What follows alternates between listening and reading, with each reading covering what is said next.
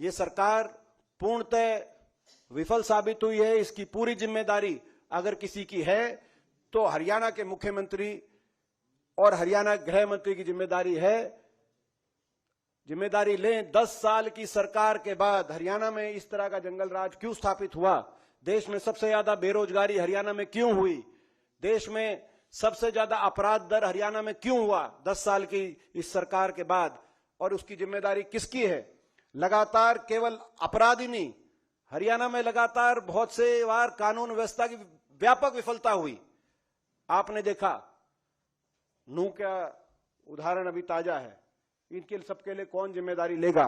आज हरियाणा के लोगों में रोष है, हरियाणा के लोगों में गुस्सा है और सरकार से हम लोग जवाब मांग रहे हैं और जवाब लेके रहे हैं।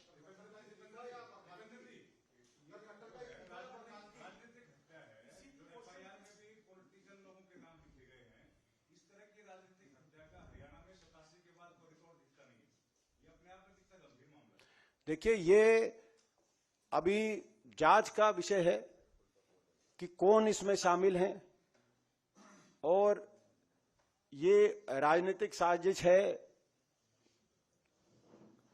या क्या है, ये जांच का विषय है। इसीलिए जब तक पूरी जांच सामने नहीं आएगी, इस पे अभी मैं कोई और टिप्पणी नहीं करूंगा। लेकिन जो भी बातें आ रही हैं, एक बहुत गंभीर, पूर्णतः हरियाणा के अंदर क्यों गैंगस्टर एक्टिव हो गए। आज एक एक शहर का मैंने नाम लिया, मैं एक एक दुकान का नाम लेना चाहता हूं। मातूराम हलवाई के से गोहाना के अंदर फिरौती क्यों मांगी गई? सापला के अंदर क्यों गोलियां चलाई गई? बहादुरगढ़ के अंदर पिछले हफ्ते 2 दुकानदारों पे फायरिंग होकर, जब मैं गया इन दुकानों में, सापला हुडा साहब गए तो शाम में एक व्यापारी के बच्चे को अपहरण करके कैसे फिरौती करी गई। खरखौदा के अंदर गंभीर हत्या का मामले क्यों सामने आए? तो ये मैं पिछले 15 दिन की बता रहा हूं और पूरे साल की तो आपको मोदी सरकार बता रही है कि प्रधानमंत्री जी द्वारा जो सामाजिक प्रगति सूचांक जारी किया गया, उसमें हरियाणा देश का सबसे असुरक्षित प्रदेश है, जिसमें नागरिक सुरक्षा के मामले में सरकार को 100 में से 33 अंक मिले। प्रधानमंत्री जी बता रहे हैं और गृह मंत्री जी ये बता रहे हैं कि अपहरण दर देश में सबसे ज्यादा है, डकैती दर देश में सबसे ज्यादा है, बलात्कार दर देश में सबसे ज्यादा है और हत्या दर देश में दूसरे नंबर पर हरियाणा के अंदर है।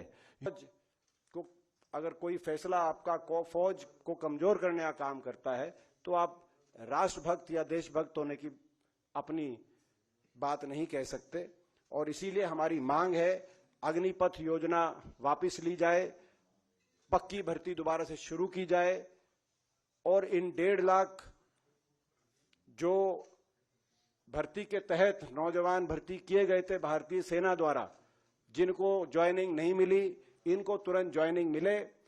इन दोनों मांगों को लेकर कांग्रेस पार्टी संघर्षरत है। हमने राहुल गांधी जी के नेतृत्व में जय जवान अभियान, कांग्रेस पार्टी ने उसका बिगुल फूंका है, जिसकी गूंज देश के कोने कोने में सुनाई दे रही है, आने वाले समय में और सुनाई देगी। और इस संघर्ष के रास्ते पे हम रहेंगे और यदि कांग्रेस पार्टी को अवसर मिलेगा देश में, तो हम ये पक्की भर्ती दोबारा शुरू कराएंगे। देश की फौज पे जो गौरव था उसको दोबारा बनाएंगे और इन 1.5 लाख नौजवानों को